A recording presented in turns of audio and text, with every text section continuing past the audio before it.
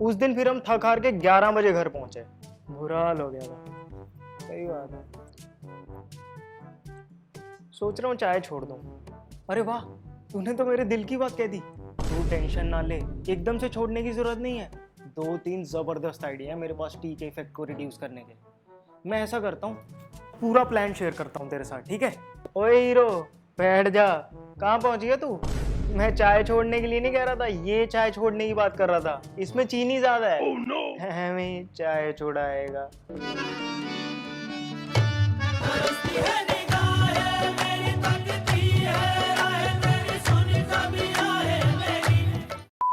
Tea or chai, as we call it, is almost synonymous with hot beverages in India. However, considering the addictive and stimulating nature of tea, let alone quitting, even the thought of cutting it down is far-fetched for most people. In this video, I will share with you some of the most practical ways by which you can significantly reduce the damaging impact of chai. So without any further delay, let's get started.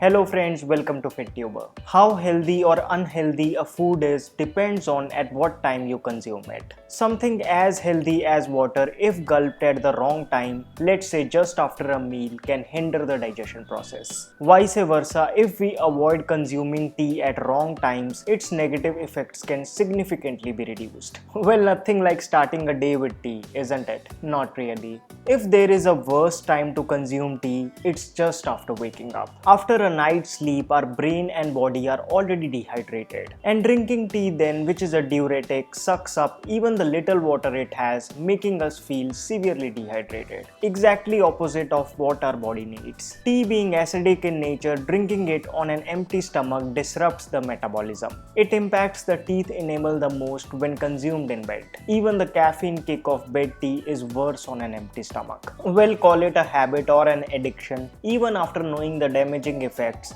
a large number of us still can't think of starting the day without bed tea. If you attribute tea to your regular bowel movements, then a glass of hot milk at night and warm water in the morning does the job even better. Then some of us even drink tea just after a meal. This is not ideal either, as tea just after food hinders the absorption of nutrients, making your body deficient in them. And if your meal had salt in it, then this wrong combination produces toxins which can become the result of skin problems. So what is the right time, you must be wondering? Well, the best time to consume tea is about 2 to 3 hours after breakfast or lunch. This means that if you consume tea as a morning or evening snack, its negative impact will be the least. Tea, apart from being stimulating, is severely drying and heating. This is why in Ayurveda it is recommended as a medicine to relieve cold and cough. If your body is dry and you consume tea daily, it is very likely to cause problems like hair fall or PCOD. So an intelligent way to balance it, which we Indians already practice, is by preparing it with milk. Never skip milk because of the calories it has. In fact, the more milk tea has, the less drying and heating it will be. So don't fall for the fad of black tea. Even green tea, which is nothing but a less fermented version of black tea, should be avoided. Seeing the negative effects even in Western countries, it is fast becoming a common practice to add coconut oil or clarified butter to the coffee. This beats its drying and heating effect to some extent. Then using a few balancing spices can further help.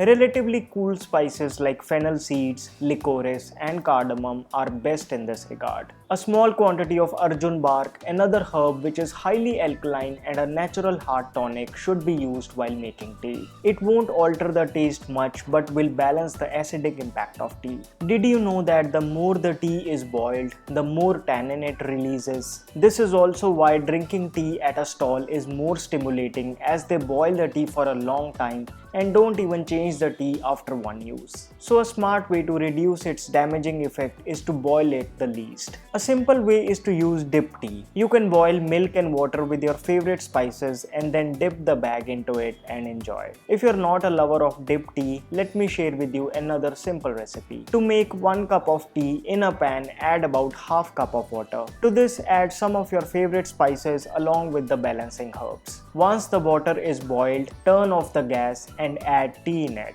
Mix it, cover and let it stay for about 2 minutes. This will dissociate its color and properties appropriately. Then strain this concoction in a cup and to this add hot milk and mishri powder to sweeten. Mix well and your chai is ready. Prepared using Ayurveda's hot infusion method, it looks exactly like tea, tastes like tea, minus the strong damaging effect. One obvious way to reduce the damaging effect of tea is to consume it less often. But how can we do it practically? A smart way can be to replace tea at least once in a day with some better alternative. Arjun tea, an excellent heart tonic in itself, if prepared with spices like cardamom, fennel, cloves, cinnamon, and ginger, not just looks like tea but also tastes great. It has numerous health benefits as well. It can be prepared both with milk or without milk and may even be consumed as bed tea. In the market, Gir's organic herbal Arjun tea powder is a good pick. Prepared using just the right spices and Arjun bark, it is an ideal replacement to regular tea. In water-based teas, there are quite a few options in the market to cater to a variety of tastes, which I have linked in the description box. While selecting a herbal tea from the market, one should keep in mind three things. First, the tea should not have green or black tea as an ingredient, as if it has, then the purpose itself is defeated. For instance, this Chayo's God's Chai, which has the very first ingredient as green tea. Secondly, if the ingredient list has tulsi, then that tea should be prepared with only water. For example, Jiva Ayurved's well-being tea has tulsi and still they recommend it to add milk, which is a wrong combination.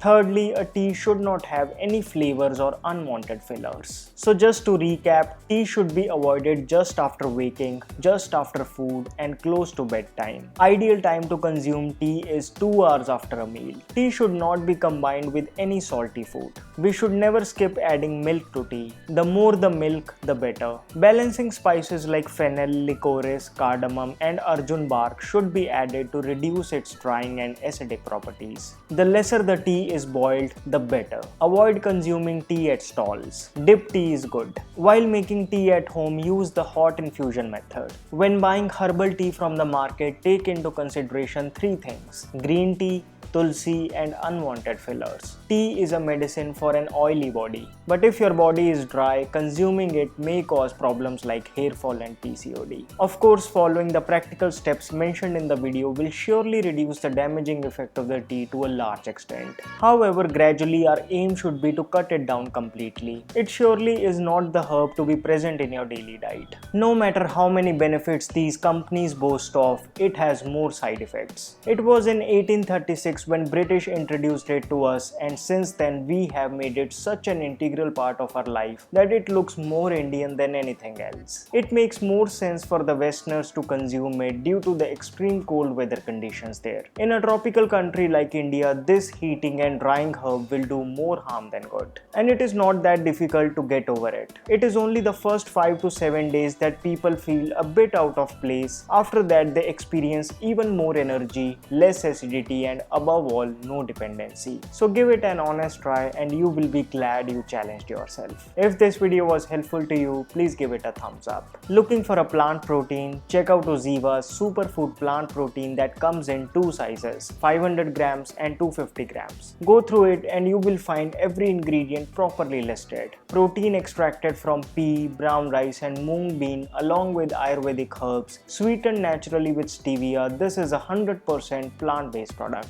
What's better is that it is soy-free, gluten-free, lactose-free, non-GMO without any artificial flavors or preservatives. One serving of it in water will give you 20 grams of protein, 15 multivitamins with zero added sugar. With herbs and multivitamins, this product aims not only at supplying you with adequate protein but also at boosting the immunity and improving hair, skin, and gut health. To buy Oziva Superfood plant protein, click on the link down in the description box. So friends, that's all for this video. You can now support my work by clicking on the join button below. Please do remember to subscribe to my channel, hit that bell icon so that you never miss a video from me. You can also follow me on Instagram.